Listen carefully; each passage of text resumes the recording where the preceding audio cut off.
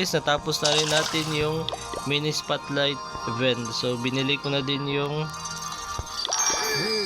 event pass. So yung makukuha natin dito is yung una, primal champion. Astig guys, astig.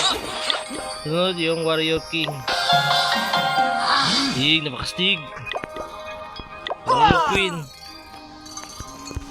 Then lastly yung shadow warden. Napaka-astig ito guys. Astig. Lahat ito kung skin ay sa store is 499 pesos.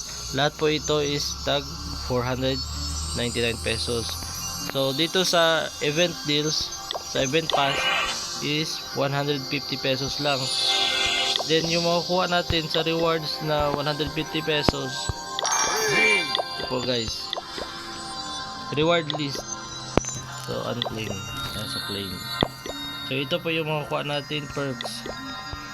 Ito magic items. So ito yung mga magic items, ito makukuha natin sa event pass, yung worth 150 pesos. Then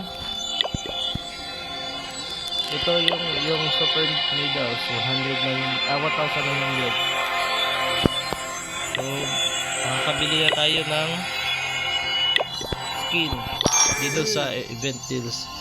So dahil pangalan natin is RC Walker, so hindi na natin ito pangkawalan yung primal champion. So, maganda guys, ang ganda guys, astig ng primal champion guys. Yun, astig, may pagong. So bilhin na natin guys, is only 2,250. So yun, sold out na po guys, sold out na. So may naiwan pa na 590. So yun na guys, binili na natin yung primal champion.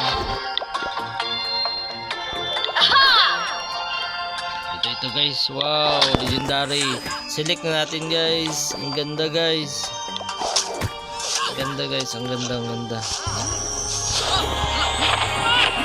Astig, napaka-astig guys, napaka-astig.